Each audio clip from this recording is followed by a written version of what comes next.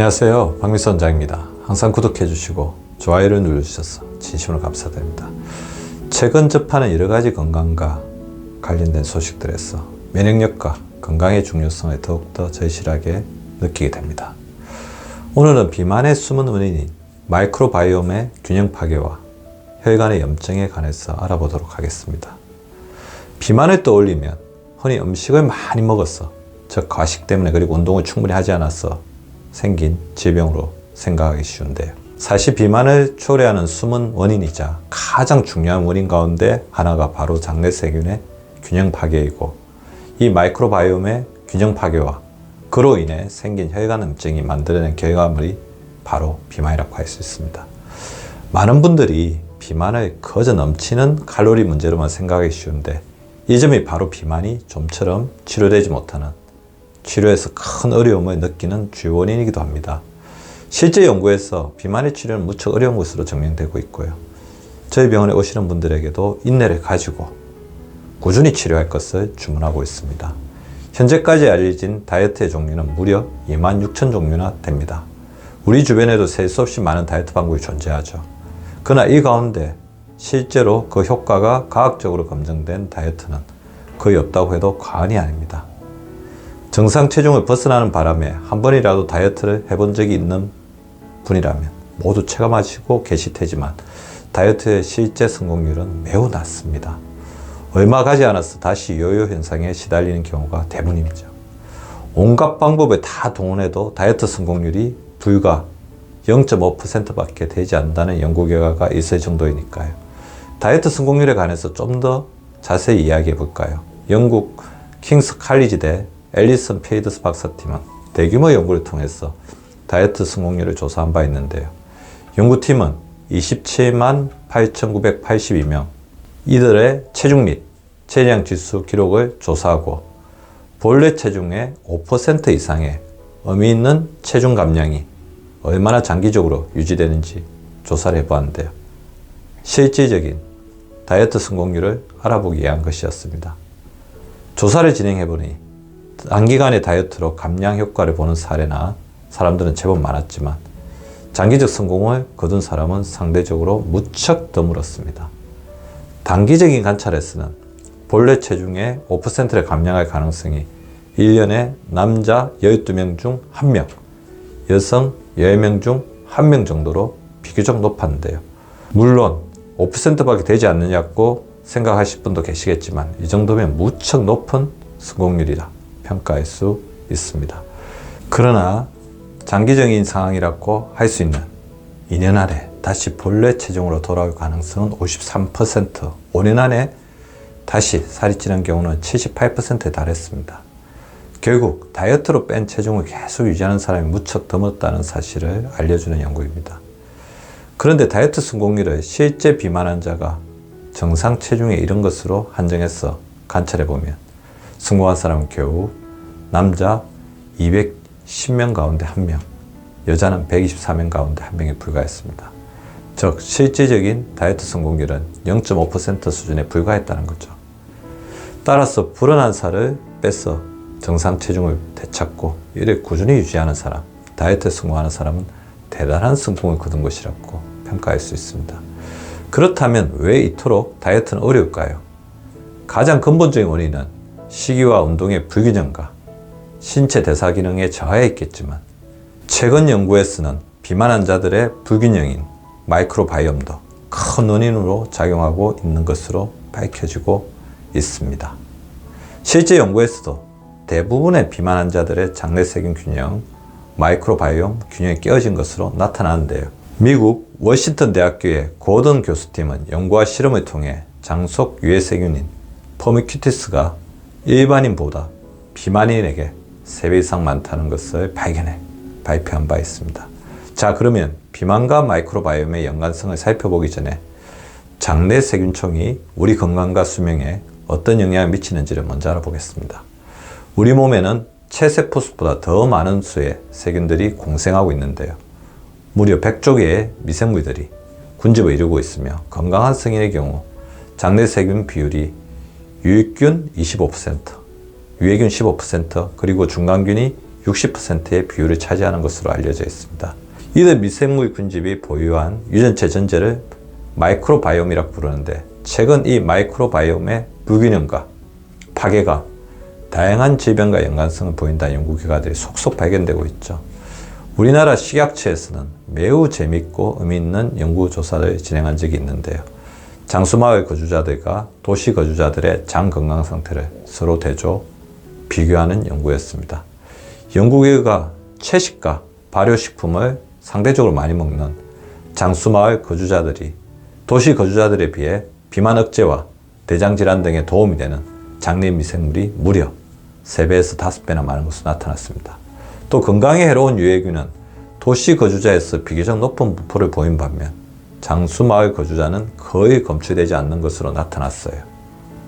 특히 흔히 유익균으로 알려진 락토바실러스, 락토코커스 등의 분포 역시 도시 거주자와 장수촌 거주자 사이에서 최대 5배까지 차이가 있었습니다. 락토바실러스균은 도시 거주자의 경우 전체 장내 세균 대비 0.56%를 차지하는 데 비해 장수촌 거주자는 1.355%로 2.4배나 높았습니다. 또 락토코커스균의 경우 도시 거주자에게는 전체 장내 세균 대비 0.02%를 차지하는 데 반해 장수촌 거주자 0.1%로 5배 높게 나타나는데요. 반면 유해균으로 알려진 살모넬라 엔테리카균은 도시 거주자에게서 소량 검출됐지만 장수촌 거주자에게서는 전혀 나타나지 않는 것으로 확인되었습니다. 즉 장수와 질병에 장내 마이크로바이옴이 핵심적인 역할을 차지한다는 조사 결과였습니다. 위의 조사에 나타난 것처럼 왜 도시인, 즉 현대인의 장 건강은 이토록 망가져 있었을까요? 우선 과거와 달리 갈수록 신체 활동이 많이 줄었고 각종 오염원에 지속적으로 노출되면서 게다가 동시에 심한 스트레스에 시달리면서 현대인의 장은 갈수록 나빠질 수밖에 없는 상태입니다. 또 해양오염, 토양오염, 대기오염이 심해지면서 그 오염물질이 우리 장을 직접적으로 공격하는 일 역시 늘어났습니다. 중요한 이유라고 할 수가 있죠. 여기에다가 정크푸드나 정제된 탄수화물로 심해진 스트레스를 푸는 식습관이나 과식, 폭식을 빈번하게 행하는 식습관 역시 장을 망가뜨리는 주요한 원인입니다. 우리는 매일 음식을 섭취하기 때문에 음식물이 만들어내는 유해물질 역시 장에 지속적으로 쌓이게 되는데요. 특히 유해균이 음식물을 분해할 때 발생시키는 유해물질과 가스독소는 장에 지속적으로 염증 반응과 손상을 일으키는 주된 원인입니다. 유해물질과 가스독소는 장내 세균 가운데 유익균을 공격해서 사멸시키는 역할을 하게 되는데요. 이 결과 나쁜 식습관, 생활습관, 스트레스로 인해 장내 마이크로바이옴의 균형이 깨어지면 그로 인해 염증 반응이 급격히 증가하고 혈관에도 염증이 늘어나면서 혈관 염증이 초래되고 이때 비만이 따라서 발병하는 확률도 대단히 높아지는 것입니다. 또 장내 세균 숲이 건강하지 못해서 장내에 염증 반응이 증가하면 알레르기 증상이나 자가면역 증상이 나타나거나 악화되기도 쉽습니다. 심한 경우는 배가 계속해서 아프거나 속이 더부룩한 정도에 넘어서 복부 팽만감이 심해지고 극심한 불편감에 시달리고 빈번하게 장염이 발생하게 되는 것입니다.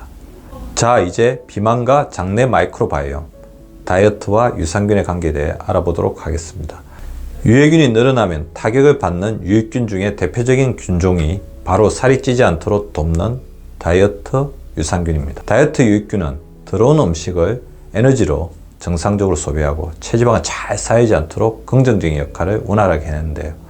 반대로 비만 유해균은 말 그대로 장내 부패, 발암성 물질 생산, 독소 생산, 그로 인한 설사 변비, 저항성 감퇴, 암, 발육장애 등을 일으키는 원인으로 작용하며 들어온 음식을 에너지가 아니라 살이 찌도록 체지방으로 쌓이도록 유도하게 됩니다. 여러 원인으로 비만균이 유익균보다 많아지면 조금만 먹어도 체지방으로 쌓이고 음식을 먹어도 항상 에너지가 부족하면서 균이 없는 상태가 계속됩니다. 당연히 살이 쉽게 찌면서 가체중, 비만이 되기 쉬워집니다. 반대로 가체중이나 비만이 생기면 대부분의 경우 마이크로바이옴의 균형의 파괴가 동반되죠. 또 이런 조건이 만들어지면 몸에 꼭 필요한 음식을 통해 섭취한 영양소가 제대로 우리 몸에 흡수되지 못하고 몸 밖으로 곧장 배출되고 맙니다. 제 경험으로도 검사를 통해 비만 환자의 장내 세균의 비율을 면밀히 관찰해보면 균형이 깨어진 경우가 많습니다. 비만 환자들이 일반인에 비해 더 살이 잘 찌는 이유 역시 류해균의 일종인 비만균이 정식해서 영양분을 에너지보다는 지방세포로 더 많이 바꾸기 때문입니다. 허미큐티스 세균으로 알려진 비만균은 비만 환자의 경우에는 전체 세균의 90%를 차지하기도 합니다. 반대로 비만인 사람이 살이 정상 체중으로 빠지게 되면 포미큐티스 세균이 73% 이상 줄어드는 것을 확인할 수 있었습니다. 비만균이 늘어난 장내 유해균의 증가의 문제는 여기에서 그치지 않습니다. 유해균이 장점막을 공격하면 장벽이 점차 벌어지고 친밀도가 낮아지는 장누수 증후군이나 가민성 대장증후군 같은 장질환이 발생하게 되는데, 이때 무너진 장벽을 통해서 유해물질이나 독소가 침투하면서 혈관염증, 만성염증이 급격하게 증가하게 되는 것입니다. 장벽 손상과 만성염증 사이에는 밀접한 상관성이 있는 것으로 밝혀지고 있습니다. 또 만성염증은 우리 혈관 건강에도 치명적인 악영향을 미치죠. 만성염증이 생기면 혈관이 위축되고 혈관벽 기능이 떨어지면서 동맥경화나 고혈압 등의 발병 위험이 높아지고 뇌졸중이나 심근경색, 심장마비 같은 중증 내심혈관계 질환으로도 이어지기가 쉽습니다. 우리 몸에서는 혈액 내 미세먼지를 비롯해 과도한 당이나 지방 같은 이물질을 없애는 과정에서 염증 물질이 지속적으로 발생하게 되는데, 그러면서 혈관에 악영향을 미치는데, 이때 혈관이 늘어났다가 좁아졌다를 반복하면서 혈관벽이 손상되는 것입니다. 비만과 만성염증 사이에도 깊은 관련성이 있죠. 만성염증이 비만을 촉진하고 또 비만으로 내장지방이 쌓이면 지속적으로 염증 물질을 만들어내면서 몸을 만성염증 상태로 만드는 것입니다.